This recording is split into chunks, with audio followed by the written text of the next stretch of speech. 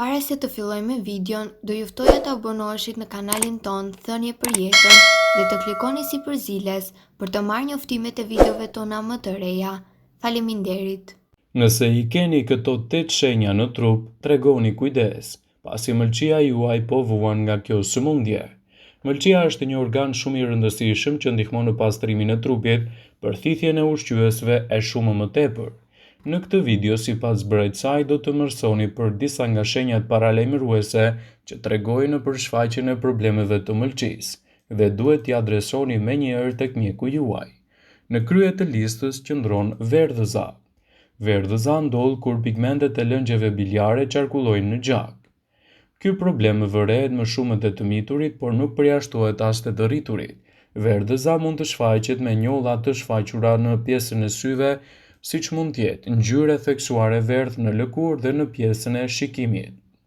Enjtja e kyçeve. Sa herë që shënohet problemi me mëlçinë ose me veshkat, graviteti shkakton akumulimin e lëndëve në zonat e gjymtyrëve poshtë, siç janë për shembull këmbët. Ndryshimet me oreks. Oreksi tek njeriu pëson luhatje si pasojë shumë problemeve shëndetësore, përfshirë këtu edhe ato që prekin mëlçinë. Nëse mëlçia është në telashe, atëherë oreksi ikën. Probleme me mëlçinë manifestohen me një rënje të peshës, pavarësisht ushqyerjes normale. Diarreja. Diarreja vërehet shpesh te njerëzit me probleme të mëlçisë. Nëse bëhet fjala për diarre të vazhdueshme, nuk duhet ta injoroni. Duhet të konsultoheni me një mjek specialist për të parë nga afër problematikën tuaj. Nxirje të lëkurës. Mëlçia prodhon proteinat të nevojshme për mpiksjen e gjakut.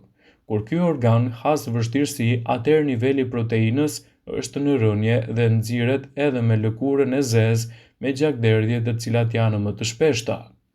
Drobitja. Nëse ndjeni rregullisht të drobitur, atëherë mund të keni probleme me mëlçinë. Sipas të dhënave të WebMed, akumulimi i mbetjeve të ndryshme në mëlçi ul nivelin e oksigjenit dhe shkakton lodhje të vazhdueshme. Dhimbje në shpatullën e djathtë. Kjo simptom vërehet në rastin e problemeve të rënda të mëlçisë. Kjo masë mund të shkaktojë presion në nerva dhe dhimbje të shpatullës. Nuk është për shqetësim, por çdo dhimbje shpatulle mund të adresohet tek mjeku. Por nëse dhimbja zgjat, është më mirë që të konsultoheni me mjekun tuaj për të evituar çdo dyshim të mundshëm. Dhimbje në të djathtë të stomakut. Nëse dhimbja buron në anën e djathtë të brinjve, atëherë duhet të konsultoheni urgjent me një mjek. Burimi i kësaj dhimbje mund të jetë ndotja problematike e mëlçisë. Të vjedha pa arsye. Kur mëlçia është në telashe, trupi ka shumë të vështirë që të përpunojë ushqimin dhe lëngjet. Stresi në sistemin tretës është jashtëzakonisht i lartë, ndërkohë që dhimbjet janë të forta. Stomaku enjtet dhe të vjedhat përsëriten disa herë gjatë ditës. Nëse keni këto shqetësime, konsultohuni me mjekun. Ndryshimet në personalitet. Probleme me mëlçinë shoqërohen në lëshimin e shumtë të toksinave dhe qarkullimit të gjakut, të cilat mund të arrijnë deri në tru. Njeriu mund të përballet me vështirësi në përqendrim, kujtesë dhe probleme me gjumin. Këto shenja nuk duhet të neglizhohen, pasi duhet të adresohen menjëherë tek mjeku përkatës për të evituar kështu edhe dyshimet që mund të lindin në shëndetin tuaj. Ndryshimet në oreks. Kur mëlçia punon për të riparuar veten, interesi për ushqime zakonisht zhduket. Kjo mund të rezultojë në humbje të konsiderueshme të peshës ose oreksi juaj fillon të bjerë në mënyrë të pazakontë. Rekomandohet që t'i nënshtroheni një ekzaminimi mjekësor. Lëkurë dhe sy të verdh. Kjo gjendje quhet gjithashtu si verdhëza dhe shfaqet kur mëlçia nuk është në gjendje të përpunojë qelizat e degraduara pasi përdori i oksigjenit dhe për këtë arsye bilirubina grumbullohet. Rezultati është se pigmenti biliar lëviz në qarkullimin e gjakut, duke bërë që të bardhat e syve dhe lëkura juaj të fillojnë të duken të verdha. Zakonisht është diçka e zakonshme te foshnjat, por tek ato rregullohet me kalimin e kohës. Te të rriturit është një shenjë që tregon probleme serioze të mëlçisë. Kavilje të fryra. Enjtja mund të mos kufizohet vetëm në stomak. Lëngjet mund të grumbullohen edhe në kyçet e këmbës. Ky inflamacion është një shenjë që shumë pak e marrin parasysh, sepse në përgjithësi mund të shkaktohet nga gjëra të tjera. Përpara se të përjetoni, rekomandohet që të konsultoheni me mjekun tuaj për shkaqet e mundshme të tyre. Urrin me ngjyrë të errët. Kjo është një nga mënyrat më të lehta për të treguar për diçka që nuk është në rregull me mëlçin.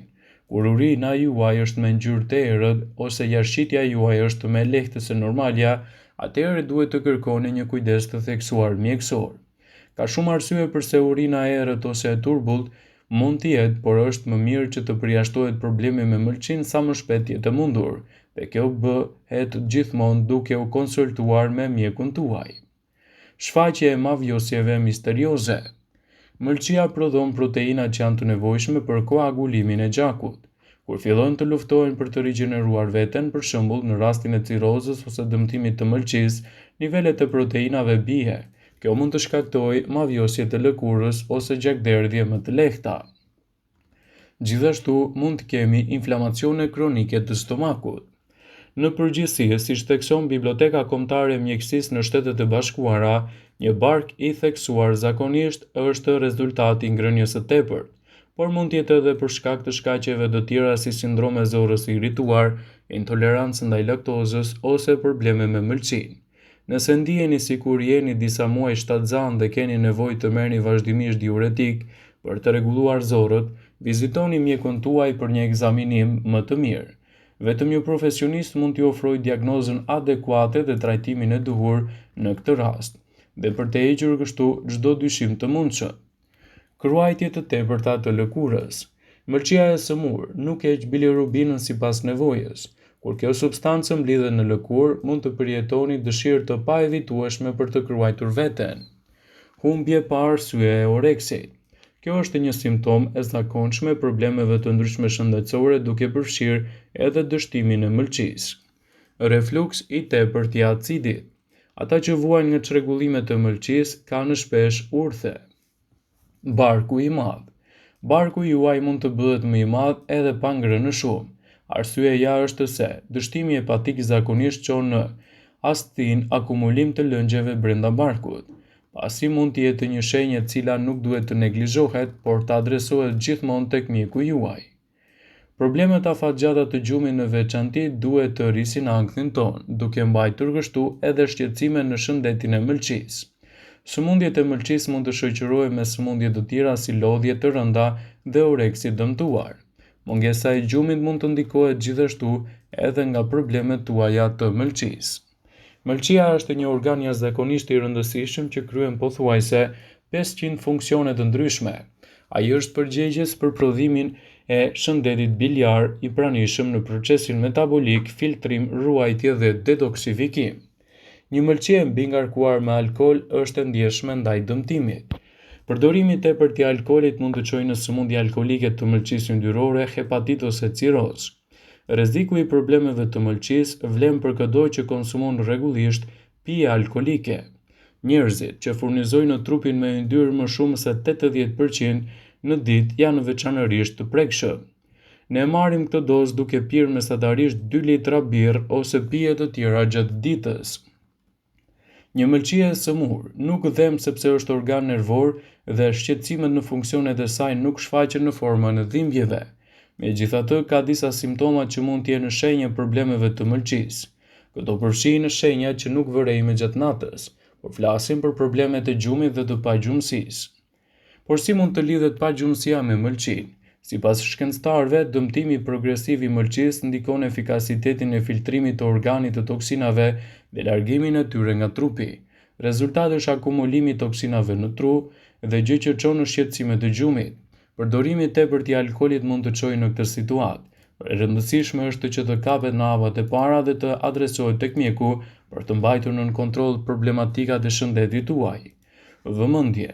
Ju bëjmë me dije se informacionet në këtë video kanë për qëllim që të plotësojnë, të mos zëvendësojnë në këshillat e mjekut tuaj ose ofruesit të kujdesit tuaj shëndetësor, dhe nuk kanë për qëllim që të mundësojnë në të gjitha përdorimet e mundshme, masat paraprake ndërveprimet ose dhe efektet e tyre negative në shëndetin tuaj.